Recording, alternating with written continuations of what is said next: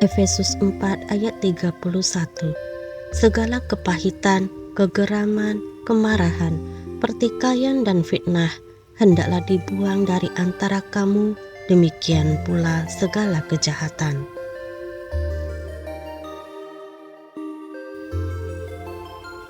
Lukas 6 ayat 45. Orang yang baik mengeluarkan barang yang baik dari perbendaharaan hatinya yang baik, dan orang yang jahat mengeluarkan barang yang jahat dari perbendaharaannya yang jahat, karena yang diucapkan mulutnya meluap dari hatinya.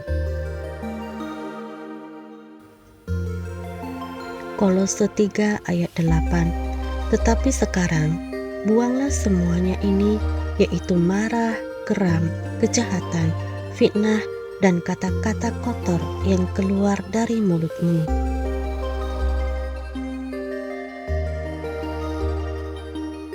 Mengapa harus sering terjadi kekerasan?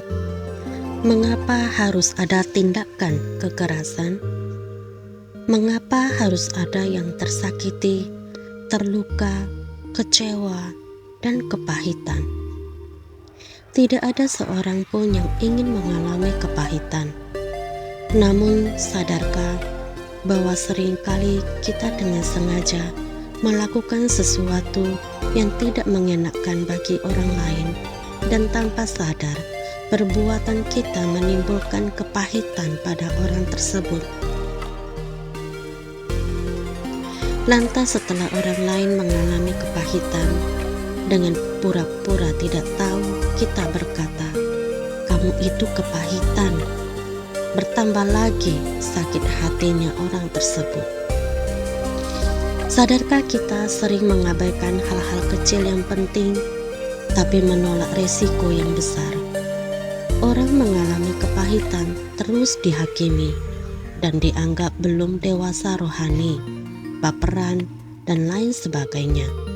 Bukankah kita yang tidak sadar bahwa sebenarnya orang yang kepahitan cenderung berkata kasar, suka membantah, suka menghakimi, suka memberontak, dan selalu ngotot? Karena di dalam hatinya terdapat ketidakpuasan, pernah mengalami penolakan, pernah mengalami kegagalan, sehingga kepada orang lain pun ia berbicara kasar, dan seakan-akan kepada orang lain ia harus membalaskan kepahitannya. Dan seakan-akan puas setelah orang lain mengalami hal pahit seperti dirinya. Jangan selalu menghakimi orang lain kepahitan. Jangan-jangan memang kita yang kepahitan. Menertawakan orang yang sedang luka batin, yang sedang mengalami kegagalan, mengejek kelemahan orang lain, menghakimi dengan ayat-ayat firman Tuhan disalahgunakan untuk maksud dan tujuan yang tidak benar. Itu adalah orang yang merasa dirinya baik-baik saja, tapi bohong. Sering sekali orang yang mengalami kepahitan lebih dituntut untuk mengampuni, sementara pelakunya tidak pernah sadar diri bahwa dirinya lah penyebabnya. Dengan demikian, orang yang senang menyakiti hati orang lain patut dipertanyakan sudah berapa lama dirinya menyimpan kepahitan, sehingga setiap kata-kata yang keluar dari mulutnya bukan perkataan yang membangun, tetapi selalu menyerang orang lain. Sebelum kita menyuruh orang lain bertobat atau mengampuni, mari kita lihat diri kita sendiri. Apakah hati kita lurus di hadapan Tuhan? Adakah hati kita masih menyimpan dendam masa lalu, masih punya kebencian, iri hati, atau ketidakpuasan lainnya?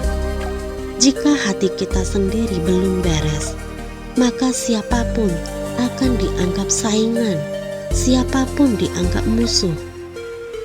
Hati-hati, orang yang sedang kepahitan tidak sepenuhnya karena ia baperan atau mudah tersinggung, atau tidak dewasa. Bukan kita yang menilai sebab kita tidak bisa menarik suatu kesimpulan atas orang tersebut tanpa kita ketahui penyebabnya. Akar dari kepahitan harus diselesaikan terlebih dahulu, baru perlahan ia dipulihkan. Dan orang yang dianggap pelaku haruslah bertobat, mengakui kesalahannya, dan mengampuni masa lalunya.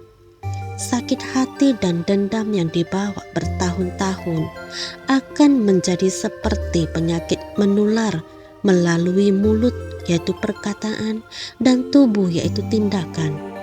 Dari mulut keluar perkataan pahit dan tindakannya selalu merugikan orang lain, bahkan melukai orang lain.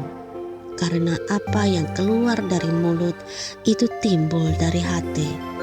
Jadi, janganlah kita hanya melihat dari sisi yang lemah, tetapi perlu kita selidiki sisi yang lain sebagai sumber penyebab kepahitan. Milikilah kerendahan hati, sebab apa yang menurut kita benar, belum tentu itu benar bagi Tuhan. Menurut kita orang itu sesat, tapi kita tidak tahu sebabnya. Jangan-jangan kita tidak sadar bahwa kita yang menyesatkannya. Jangan memposisikan diri kita paling tahu, paling pengalaman, karena di dalam Tuhan kita semua punya tanggung jawab masing-masing, baik itu perkataan kita maupun tindakan kita. Alangkah lebih baik memenangkan satu jiwa bagi Tuhan lebih mulia daripada kita sibuk menghakimi orang lain. Semoga semakin banyak lagi jiwa yang kembali kepada Tuhan, nama Tuhan dipermuliakan. Amin.